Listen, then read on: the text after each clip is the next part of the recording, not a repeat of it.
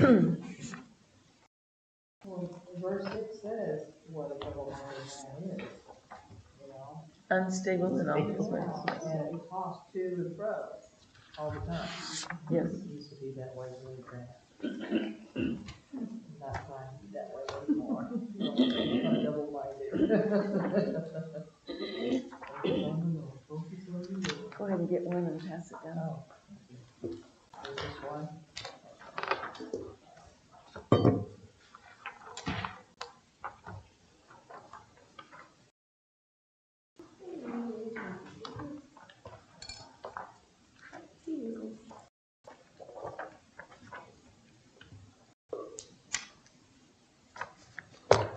It's hard to eat and talk at the same time. You talking, I'll eat. Okay. All right, we're still in James chapter 1, second lesson. We're in verse 9. Let the brother of low degree rejoice in that he's exalted. You know, I have to admit, I think he's talking about a poor person. One is poor in monetary things. But part of that meaning is depressed, humiliated in circumstances or disposition. So the word doesn't mean just poor in monetary things, but cast down. And as I study the Bible, I just think that God has a special place in his heart for people who are having a hard time. And both in their material situation and in their heart. I think that God does. Talking about a believer or non-believer? Or Both, maybe, just anybody. He doesn't qualify that, so. It says brother. It says let the brother of low degree. Oh, that's true. I'll bet it does, yeah. Okay. Now, say what? Thank you. It says brother. It says let the brother. Yeah. So it is Christians. Yeah, believers. And I'm going to skip over those verses for a second. Sorry, it went down the roll. Isn't that father? In verse 10, but the rich, so he's contrasting the poor and the rich. But the rich in that he's made low. And that is the same word as that let the brother of low degree. Same word. Because as the flower of the grass he shall pass away. For the sun is no sooner risen with the burning heat, but it withereth the grass, and the flower thereof falleth, and the grace of the fashion of it perisheth. So also shall the rich man fade away in his ways.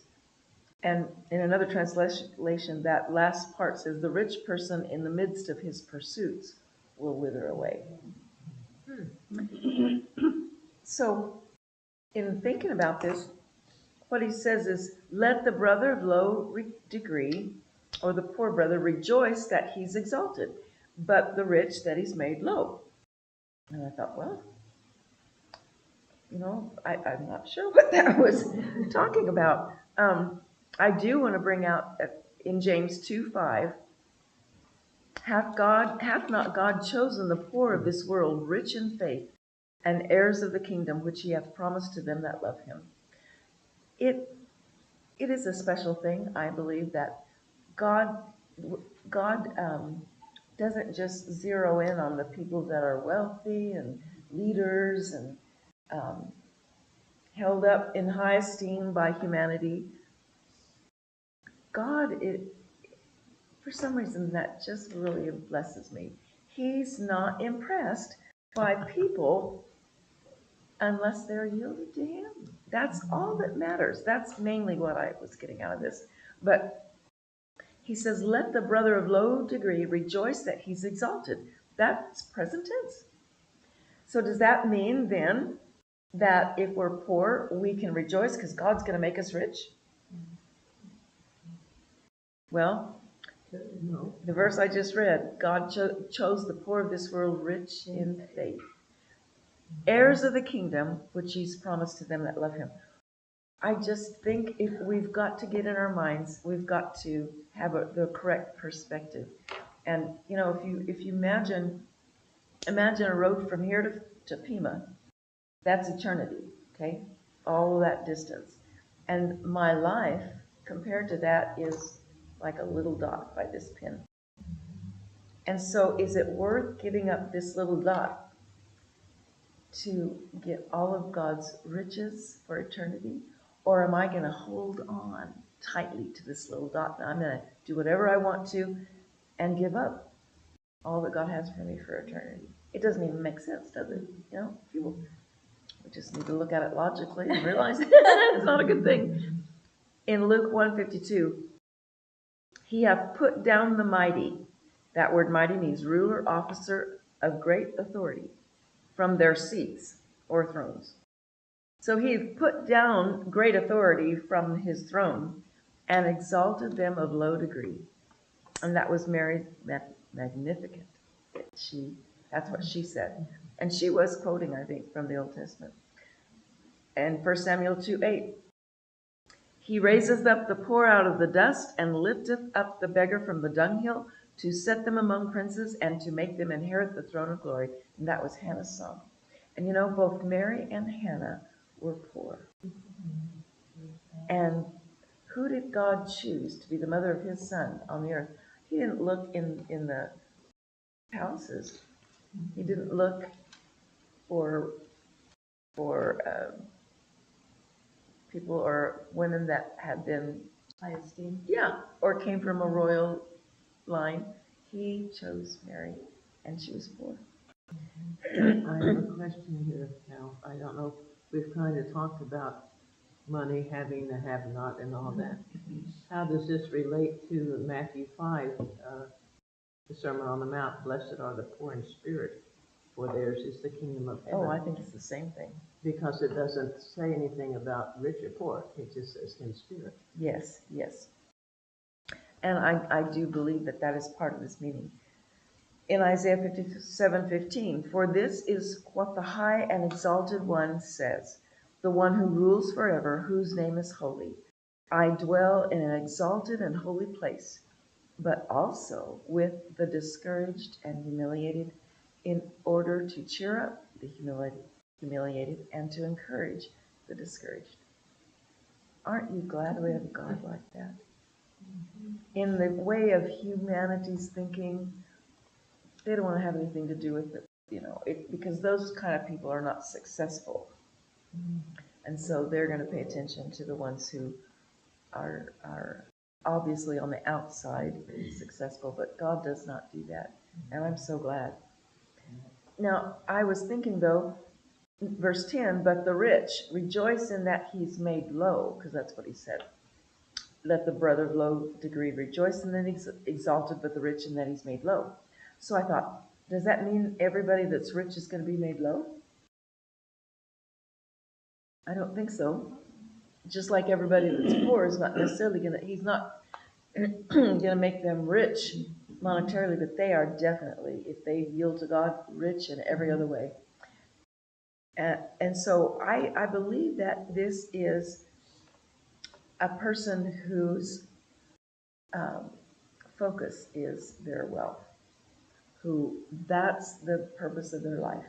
And you know, I think because I was raised in a home that taught biblical principles, so I think I understood that making money and having that be the purpose of our life was not just we shouldn't do that, but it's actually wrong to do that.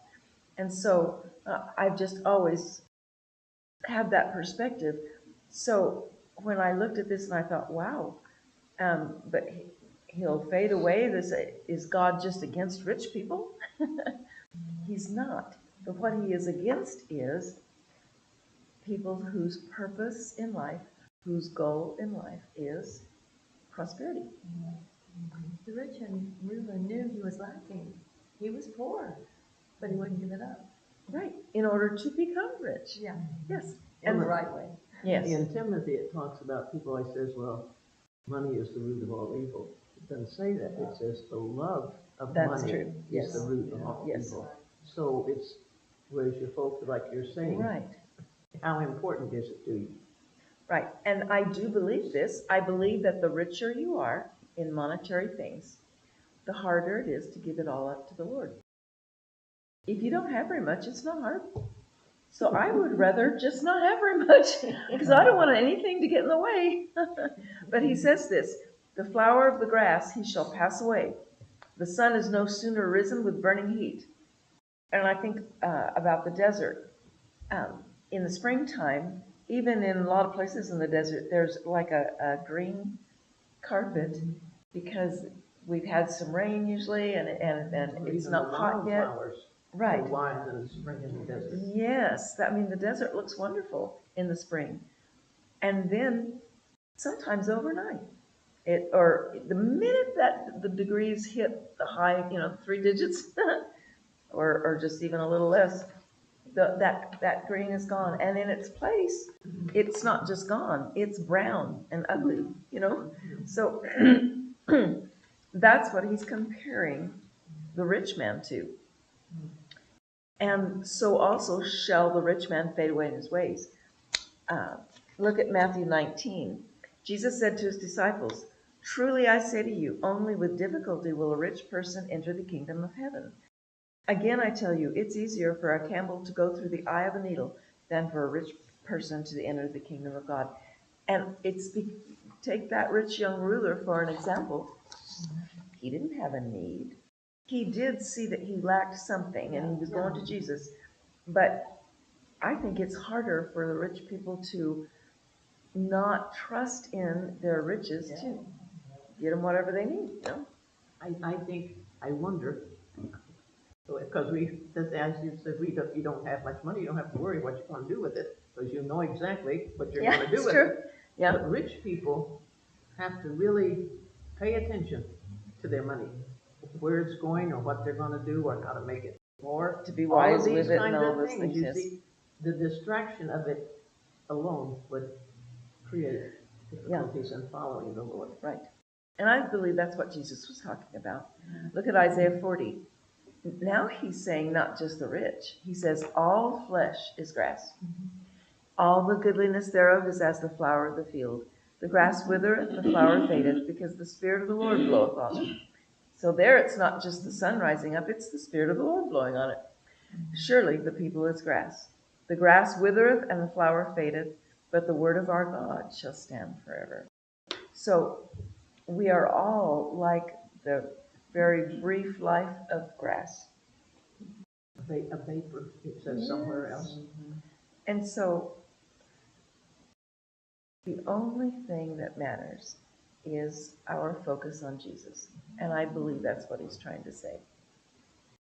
So it's fine if God does see fit to take away a rich man's money, then he can be free to concentrate on the Lord.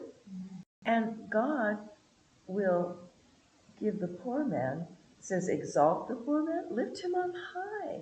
And whether or not that's in a material way, I think it would be more beneficial for that to be just in his heart and his spirit. That's what we all need. Rich people can get just as depressed and discouraged as the poor people. We all need Jesus. Okay. Jeremiah 9. Thus saith the Lord, let not the wise man glory in his wisdom, neither let the mighty man glory in his might. Let not the rich man glory or celebrate in his riches. But let him that glorieth glory in this, that he understandeth and knoweth me, that I am the Lord which exercise loving kindness, judgment, and righteousness in the earth. For in these things I delight, says the Lord. So, the only thing that matters. People might think that we are fanatical if we live like the only thing that matters is Jesus. But, it's that pinprick of time compared to eternity. It just makes a lot of sense. It's the logical thing to do. I don't know if somebody important said it. Probably not. It's not necessarily that noteworthy. But I've heard it said that that's what Jesus will say, God will say to people at the judgment was, what did you do with my son? But the more I thought about it over the years, that's what he says. God says that Jesus is to have the preeminence in all Yes. things. And so, what did you do with that? How did you love him? Yes, yes. How did you walk with him? And God has every right to say that because he gave Yes. Jesus up to die a horrible death for us. Okay, verse 12. Blessed is the man that endureth, means to remain under temptation, adversity. For when he is tried, tested and proven acceptable, he will receive the crown of life, which the Lord has promised to them that love him. First of all, and we said this last week, but I think those that love him, at the last part of that verse, is the same as the man that endures. We will endure if we love him. It's the love we have for Jesus that makes us able to endure. If any of you have any thoughts, just stop me. And it doesn't say all of those who belong to him. Yes, it doesn't. It says It those says who all love him. those who love him. In Revelation 2:10, this had the same sort of thought. Fear none of those things which thou shalt suffer. Behold, the devil shall cast some of you into prison, that you may be tried, and ye shall have tribulation 10 days. Be thou faithful unto death, and I will give thee a crown of life. That almost seems, okay, he's saying, be faithful unto death, I'll give you a crown of life. And of course we think, well, that's eternity, and it is. But, I also thought of Matthew 16:24, because if we are willing to die, to deny ourselves, we have life abundant. Then Jesus said to his disciples, if any man will come after me, let him deny himself, take up his cross, and follow me. I think he's saying the same thing there. So, crown of life. I read in one commentary that we don't really have as good an idea what crown means, because in our culture we don't have crowns very much. Maybe the Queen of England has a crown, King and Queen, but they give crowns. Well, do they give crowns in the Olympics? I don't think they do now. That's how they started. That's how they started. Yeah. But we just don't. And we might put on a play or something and use a crown. But in these days, when this was written, crowns were very, very important. They wore crowns of flowers when they were having parties and signs of joy. They would have crowns. It was also, of course, the mark of royalty. And then victors' crowns to the games, the Olympic Games, probably any game. The crown would be put on the head of the one who won. And then it was just simply a mark of honor and dignity. So that explained to me a little bit more why we see the mention of crowns quite a bit in Scripture. Then, verse 13, let no man say when he's tempted, I'm tempted of God. For God cannot be tempted with evil, neither tempteth he any man. And that tempted means just to test, endeavor, scrutinize, entice, discipline. What James is saying here, I believe, is that God is not going to try and get us to sin. He's not going to try and get us to disobey or something like that, because That's just not to his see. purpose. That is not his purpose, yes. He doesn't do that. And so if you are tempted in some way to sin, it's the enemy. It is not God. God does not do that. God allows trials to come into our life. But that's different than tempting someone to sin. He will not do that. But every man is tempted, and this I camped here for a little while. Every man is tempted when he's drawn away of his own lust and enticed. So if we are tempted to evil, tempted to sin, it's when we are drawn away of our own lust, which means a longing or desire, usually for what's forbidden. So the temptation doesn't necessarily come from outside. It's in here. And that was kind of amazing to me. When he's tempted, he's drawn away. And I believe, of course, he's drawn away from God, from Jesus, being close to them. And then he's enticed. And you know what that word means? Trapped, delude, deceived. First, we're drawn away. Because when we're close to Jesus, we're not going to be deceived. Jesus is the truth. If we're close to him and remain close to him, we won't be drawn away. That's the answer. And then in another translation, but each one is tempted when he is lured and enticed by his own desires. It's our desires. What do we want? That's where it starts. And we all have wrong desires at times. You can't just... I kind of wish sometimes when we got saved, God just didn't bring any of that stuff around. You know, he just put us in a box. We didn't have to worry about any of that stuff. Well, I'm glad that it doesn't say that being tempted is sin. Oh, right, because we're all tempted. We're all tempted in those ways. It's then what do you do with that? Right. And it comes from within. And just some examples. Eve saw the fruit and desired it. That was her number one. That was the first step. She saw that fruit. She took a look at it. I don't know how long she looked at it. Probably too long. And then she wanted it. That's where the sin began. It was in her heart. Now, Satan encouraged that, but it wasn't Satan's fault. She chose. She was deceived into thinking that she could have that fruit, even though God had said no. And then remember Achan, who saw the Babylonish garments.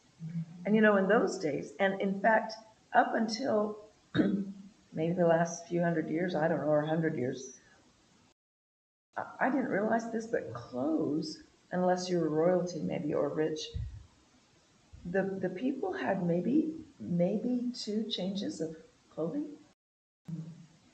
You know, they didn't need closets. Peg on the wall is all they needed. Cause me thinks about when the girls and I read The Little House on the Prairie book, you know, and you had one dress for Sunday, and then one dress the mom, she just wore the rest. And they hung them on pegs, and I used to think, oh, I wonder, when did they wash them? You know, that idea kind of always bothered me a little bit, but yeah, they didn't need closets. Right. They didn't have anything to put in it. Yeah. And they were, in fact, the more changes of clothing they had, that was a sign of their wealth. So when Achan saw that Babylonish garment, you can understand a little bit more why he would be drawn to that. And it was probably really elaborate, I'm guessing. So anyway, but remember, he saw it. Now, we do need to be careful where we're looking.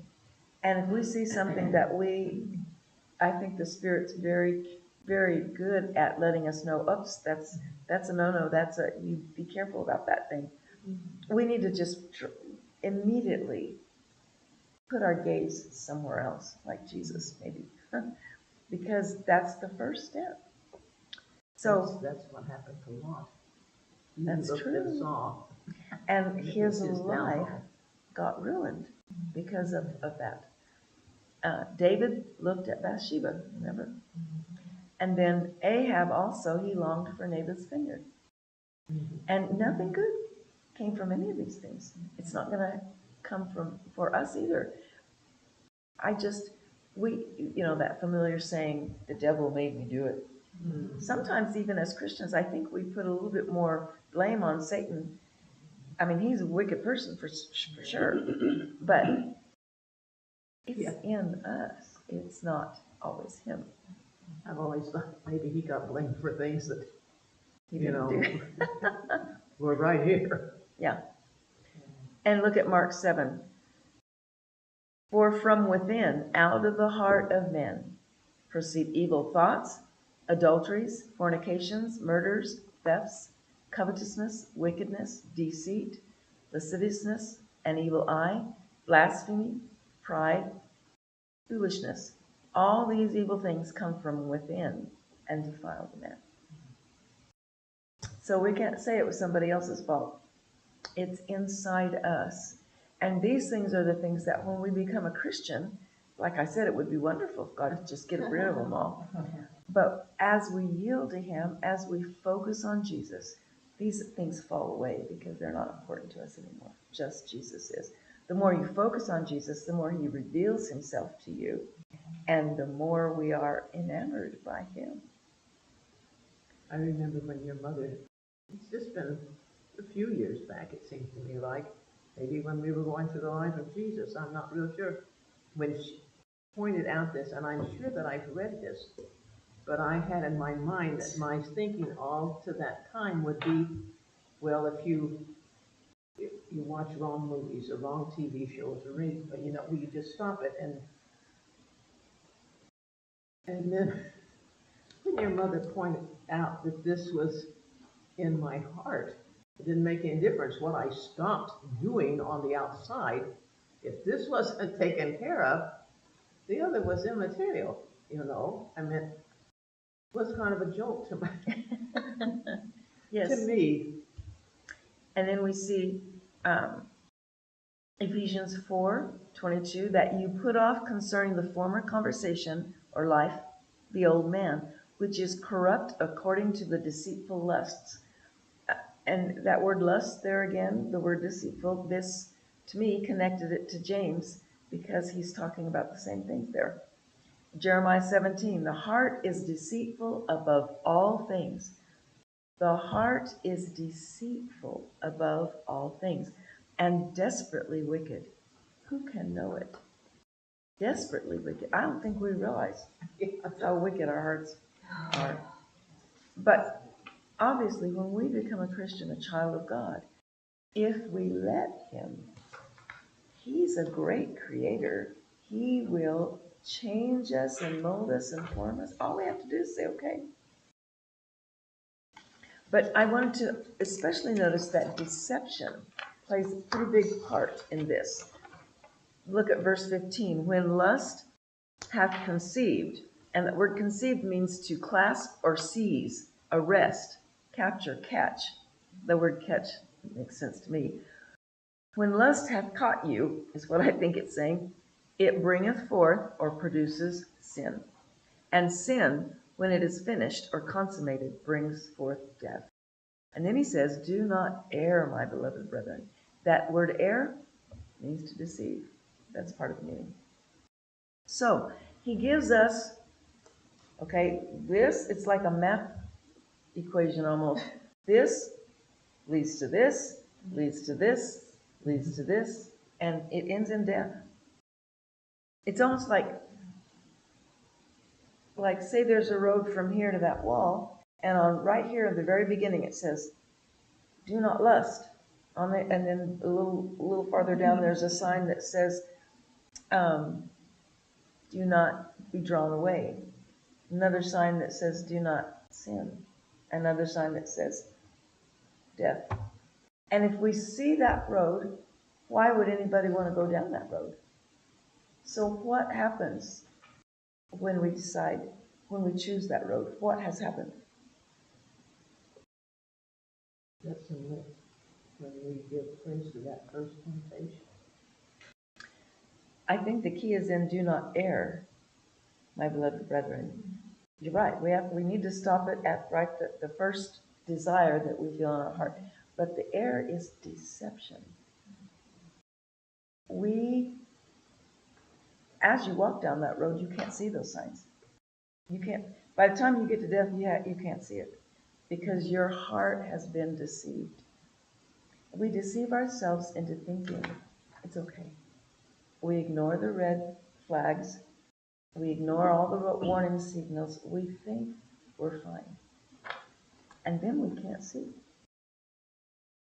So our wrong desires draw us away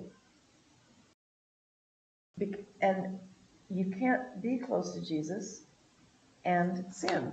So that's the key. Don't, when you feel that drawing away, immediately go to the Lord and fall at his feet and say, I must have you. I must be close to you. I can't.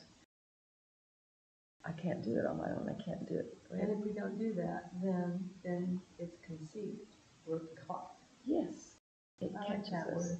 And you know, the reason I bring in deception, I think that it plays a part in us not being able to get out very readily because we think we're fine. We can't. Deception means I don't see the truth. It's the opposite of truth. So I think I put this on your papers. Desire for anything other than Jesus draws us away, traps and deceives us, produces sin, which generates death. Taken captive by our own will. Yes, taken captive. The same thing, I think. Wow. Now, every good gift and every perfect gift is from above. And I liked what, I think I put this down for you. There's nothing that comes from God that's not good. I like that. And sometimes, though, we need to be reminded, because when we're hurting, or when we're hurting even physically or emotionally or whatever, when we're facing a hard trial, that's how we count it joy. It's a gift. Isn't that terrible? It's a good gift. That turns your whole thinking around and you can see it that way. Yes, it will. Al says it'll change your whole thinking by seeing it as a gift. But that's part of how we can consider joy. Well, for That's sure. why. And it is a gift. And like I read all the results of trial and persecution, 15 things, and that's not by any means inclusive. But all those things, that my reward in heaven will be great. I am glorifying God. God's Spirit rests on me. I'll see him in a way I haven't seen him before, and on and on and on. It is a gift. It's a gift. And I think it'll be so much easier to walk through that when we consider it a gift. The trials and the tests. Yeah. So it all has to go back to, because I can see somebody says every good and every perfect gift comes from above. But some people will say, okay, But what about those that are not good or perfect? It all has to come from God. It goes back to the very beginning of what you've taught all along, that we've got all to God. take it all from the hand of God. And then it all becomes a perfect gift and a good gift, and Yes. regardless of how it's dressed. Yes. If you then, in Matthew 7, being evil, know how to give good gifts to your children, how much more shall your Father which is in heaven give good things to them that ask him? And if we think of our relationship with our children, unless there's something really wrong with us, we want the very best for them. And I tell the kids, because they can understand this a little bit better, but if my 2-year-old wants to cross a busy street, do I just love him so much I'll let him do that because that's what he wants? That would be dumb. It's not love. It's not love. It's not A love. 2-year-old, I've used that to grown ladies before. Right. God has a reason for everything that happens in your life. John 3:27. John answered and said, a man can receive nothing except it be given him from heaven. That kind of goes along with what you were saying. Everything we have comes from God. And, I'll add this. If we've sinned, or if we have gotten off the path and we're reaping for that, then God is able, if we will turn to him, God is able to make all things work for our good. And that only God can do that. But he will do that for you. So it's a win-win. Romans 6:23, for the wages of sin is death, but the gift of God is eternal life through Jesus Christ our Lord. Jesus is the greatest gift that he's given us. And if he went to all that trouble and all that, the torture and pain that Jesus went through, that was a gift to us. And if he was willing to give us that gift, why wouldn't he, with him freely, give us all things? So the next part of that verse 17 says, and cometh every good gift and every perfect gift is from above and cometh down from the Father of lights. And he just, it's like James just gives us these little tidbits, one right after another, and you could have a whole lesson on each one of them.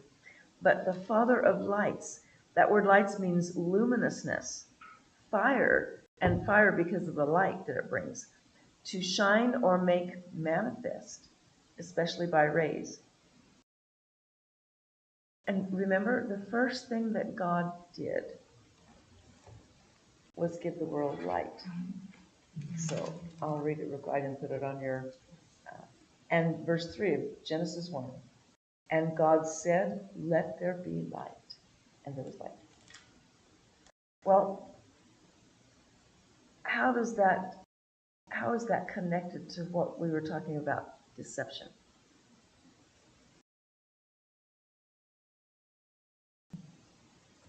If there's a bright light in the room, are you going to be able to see where you're walking? Are you going to be able to see clearly? Yes. God is light. John 8:12. Then spake Jesus again to them, saying, I am the light of the world. He that followeth me shall not walk in darkness, but shall have the light of life. He contrasts the light of the world with walking in darkness. And walking in darkness is deception. 1 John 1:5. God is light, and in him is no darkness at all. Revelation 21. And the city had no need of the sun. I love this. So we don't need, our sun is an amazing thing. Amazing, I don't know, it's not really a planet. What would you call a star? It's amazing. So big and so bright, and it's worked all these years, But the city, that city of God, where we're going to end up, had no need of the sun, neither of the moon to shine in it, for the glory of God did lighten it, and the Lamb is the light thereof, and with whom is no variableness, neither shadow of turning. So I imagine this city, and just the presence of God in it makes it brighter than the sun could ever make it. I bet it's a light that we need glorified eyes to even see. And he says, with whom is no variableness, the act of changing, neither shadow of turning. There's a variation in the length of day and night, in the course of the sun, the different brilliance at different times of the stars and planets. Variability is characteristic of all created things. I hadn't thought of that before, but it's true. The lights change, but he who created them never changes. And that is something we can depend on. And that's that's where the gifts come from the Father of lights, with whom is no variableness or changing. He's not capricious in that he blesses you today and you frowned at that person. I'm going to bring some terrible thing on you today. And, I think about the one unchanging thing in our life. Right. The only unchanging thing. I think about the Greeks and the Romans and the gods that they dreamed up. Mm-hmm. They couldn't even dream up a God like we have. And of course, Hebrews 13:8, Jesus Christ the same yesterday, today, and forever. That's why the Bible, one reason it's relevant to us, because the same God who wrote that, he's the same that we serve today. Not a bit different. Malachi 3:6, for I am the Lord, I change not. And then verse 18, of his own will begat he us with the word of truth, that we should be a kind of first fruits of his creatures. it's always been a little bit difficult for me to understand first fruits, and when they talk about this, a little bit about the feasts or the sacrifices, because that's so alien to us. But I liked what this one person said. In the ancient world, it was the law that all first fruits were sacred to God. They were offered in grateful sacrifice to God because they belonged to Him. So when we're reborn by the true word of the gospel, we become the property of God, even as the first fruits of the harvest did. So we are the first fruits. I like that. Of His own will, God planned and desired to beget you, to have you born. And He did that with the word of truth. The word of truth is Jesus. That we should be a kind of first fruits. Wherefore, he says in verse 19, my beloved brethren, let every man be swift to hear, slow to speak, slow to wrath. For the wrath of man worketh not the righteousness of God. Swift to hear, slow to speak, slow to wrath. And that wrath is desire, violent passion. I thought it was interesting that it meant, part of the meaning is desire, because what is it that draws us away? And we go down that pathway to death? It's our desires. So when he says the wrath, violent passion, desire, the wrath of man worketh not the righteousness of God. So we've got to watch our desires and the things that make us passionate. 2 Timothy 2:24, and the servant of the Lord must not strive, but be gentle unto all men, apt to teach, patient. That's the opposite of wrath. And verse 21, wherefore lay apart, cast off all filthiness. I always laugh at this verse because of the way it's translated. Lay apart all filthiness and superfluity of naughtiness, and receive with meekness the engrafted word, which is able to save your souls.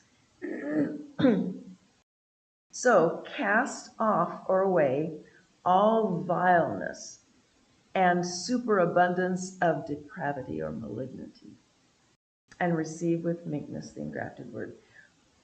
The word of God is the only thing that can change us from that description. A superabundance of depravity, that's us without Christ. So cast it off. Don't have anything to do with it. But, verse 22, be you doers of the word, and not hearers only, deceiving your own selves. There's that word deceiving again. Be ye doers or performers of the word, not hearers only, deluding or deceiving your own selves. And in James 4:17, therefore to him that knoweth to do good and doeth it not, to him it is sin. Sometimes there have been times that this thought will come into my mind, maybe you ought to go help that person or something, and I'll just, I think, well, if I don't think about it, then it's not in my mind and I won't have to do it. It's whatever is hard, something hard. But be doers of the word. We've got to be doers of it. We can't just hear it and then let it go, because it's not going to take us where we want to go. We can't. In fact, it will result in deception, because we'll think we're a certain person or in a certain place that we're not. For if any be a hearer of the word and not a doer, he is like unto a man beholding his natural face in a glass, and that's mirror. For he beholdeth himself and goeth his way, and straightway forgetteth or neglects what manner of man he was. So the mirror of the word manifested his heart, but he didn't do anything about it. When the Spirit convicts us through the word, we need to act immediately before we talk ourselves out of it or simply neglect it. Satan wants to take that word out. Remember in the parable of the sower and the seed. The seed falls on this ground and it's accepted with joy and then blown away. And sometimes not even accepted, but the thing I kind of wanted to zero in on is that if we hear God's word, and everyone here does, if we hear it, but don't take it to heart and act on it, let it change our actions, let it dictate what we do in our lives. If we don't do that, and before you just think, well, of course I'm not going to do that. Well, we're really good at figuring out ways to justify ourselves for not doing things, for not obeying the word. We're really good at that.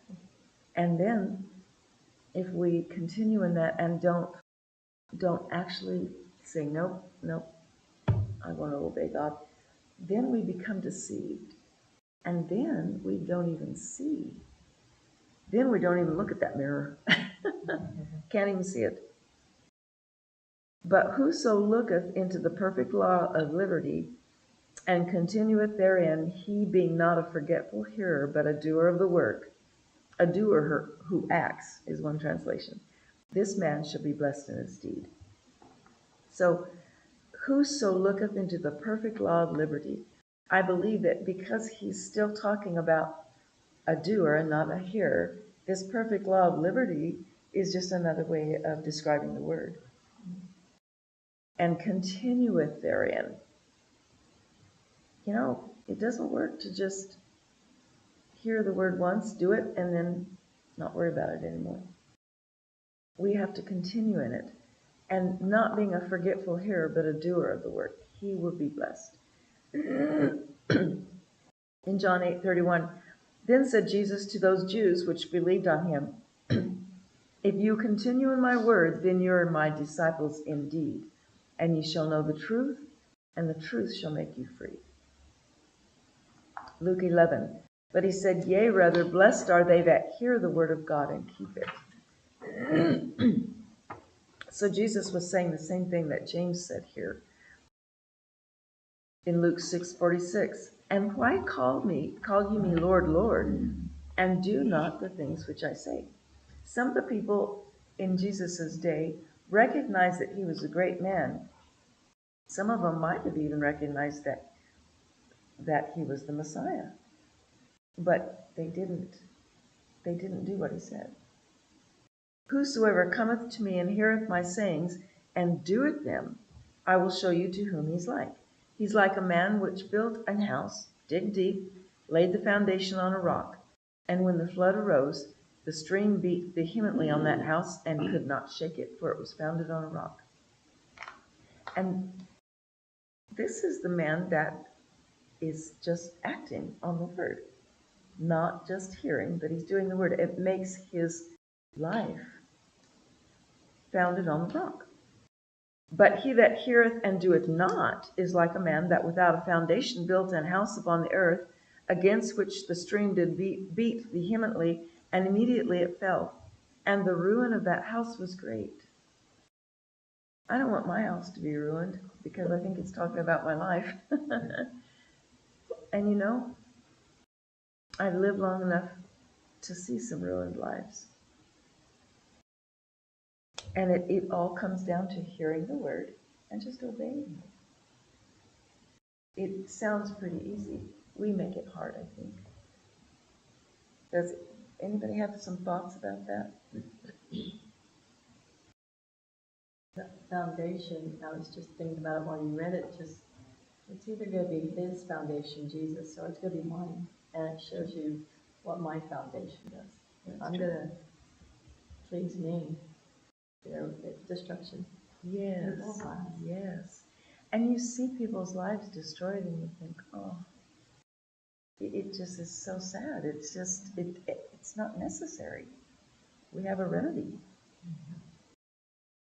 Then verse 26, if any man among you seem to be religious, and that's in a good way, if you seem to be religious and bridleth not his tongue, or curbs not his tongue, but deceiveth his own heart, this man's religion is vain, empty, profitless. So in bridling his tongue, and we're going to get into this a little bit later in James. He talks quite a bit about the tongue. What is it? It's not just meaning someone who talks a lot. It's somebody who's using their words to hurt. It's words that are not true or hurtful. Proverbs 10:19, when words abound, transgression is inevitable, but the one who restrains his words is wise. Well, in my mind, I'm just thinking the more words I have, the more I'm going to have to answer to. So if you be quiet, then you don't have to worry about it so much. And then Proverbs 13, the one who guards his words guards his life. Whoever is talkative will come to ruin. And some of these translations just make it a little more clear, and that one was real clear to me. Now, I wanted to zero in on, we find deception several times in this chapter. And so I wanted to, verse 16, that talked about being drawn away into sin and death, ending in death, it's deception that does that. If we hear the word and do not act upon it, deception is the result. If we don't bridle our tongue, yet believe ourselves religious, we're deceived. We can't see, and if we can't see clearly on this, then what else are we not seeing clearly? It permeates our lives. God is described as the Father of lights, and where there is light, there's not deception. No darkness. So for some reason that stood out to me in this chapter. Verse 27, pure religion and undefiled before God and the Father is this, to visit the fatherless and widows in their affliction, and to keep himself unspotted from the world. It's interesting that these are things that James zeroes in on. Therefore, these are the things that we know God zeroes in on. In Psalm 68, Father of the fatherless and protector of widows is God in his holy habitation. And so, do you think he cares about them? Of course. Because especially in those days, the orphans and the widows had a hard life. Isaiah 1:17, learn to do good, seek justice, correct oppression, bring justice to the fatherless, plead the widow's cause. We have a God who lifts up, just like the first verse we read, he lifts up the poor. He exalts them because he loves them. And, just because that somebody is poor does not mean that they can't know God. And we are in a rich country compared to most of the world. Third world countries, if people are poor, born poor, they don't have much opportunity to change that.